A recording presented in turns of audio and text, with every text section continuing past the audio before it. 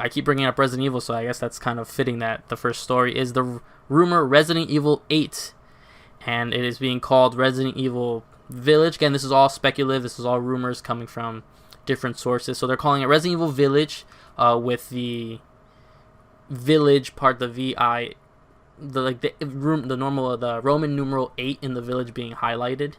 So it's supposed to be like, I don't know, it's supposed to be fancy that way. I guess it's supposed to be play on words.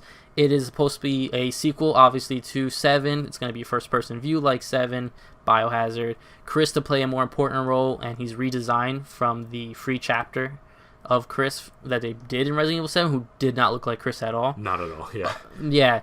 It's supposed to have a European setting with elements of hallucination. The one enemy they're talking about is like stalker-type witch, which I don't know if that's really supposed to be kind of like a mimic of what like X was and Nemesis and stuff like that. And pretty much it's rumored for Q1 2021. What do you think? Is it too soon for another Resident Evil? Is it too soon? In terms of a financial reality, absolutely. But does that mean that this is not happening? I think it very much could happen. I mean, if anything, Capcom's willing to pump these out as fast as possible. For some reason, that just seems to be their strategy right now. So I think, in terms like, should it be coming out next year? I think they should give their games a little bit of time to breathe, personally. But hey, man, if it's ready and that's a strategy and it's been working and it's been selling, I mean, hey, go for it.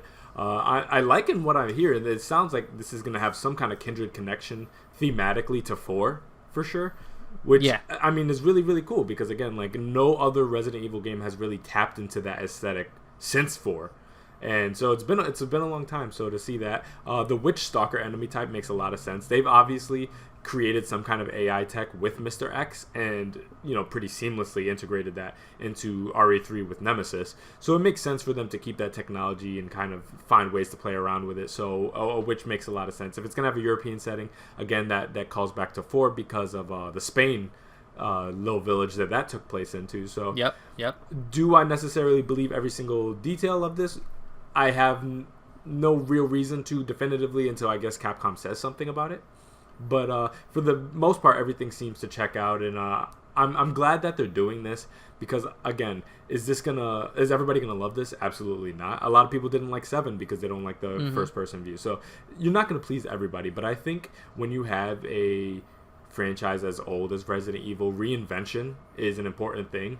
And they've reinvented them many, many times. You have the first 3, 4 took a aesthetic difference. 5 went more actiony into Africa. 6 went a whole different thing and turned into to like some kind of like Fast and the Furious action movie.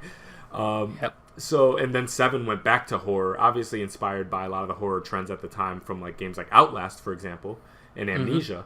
So this taking another reinvention and maybe tapping back into that kind of outdoorsy daytime horror that not too many games like to mess around with. I mean, I think it's a generally positive direction for them to take, and I'm curious to see how it plays out. What do you think about it? So yeah, if this is true, I can't decide if it's true or not. It sounds like something. It does sound like a natural evolution of what we got in 7. Now, I never played that little.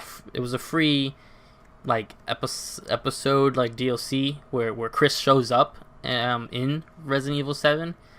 But it's they kind of threw it all off because, again, they go Chris with super military. You have a HUD, guns, and I didn't really play much into it, so I don't know how that really ends for his story, or if there's like a last kind of teaser, I guess, that something's coming. Yeah. But it would make sense that they already have Chris, and the main character of 7 was Ethan, correct? Ethan? Yes, I believe so. So obviously they're both probably coming back in the next one, so that doesn't surprise me.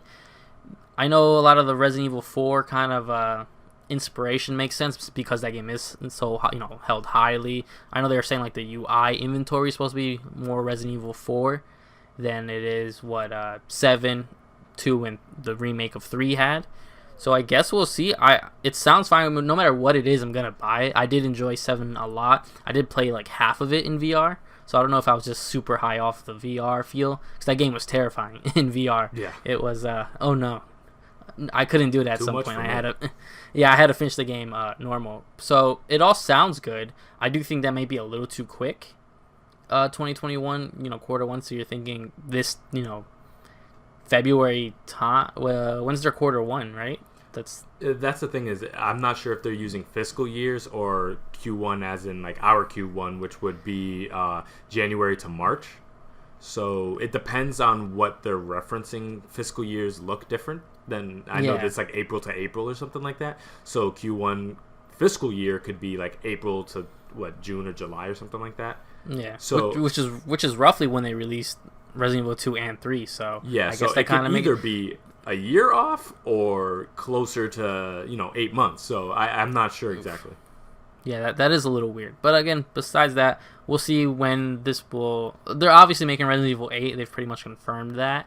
But no exactly story elements have been released. So I guess we'll just keep an eye on Capcom until they announce something.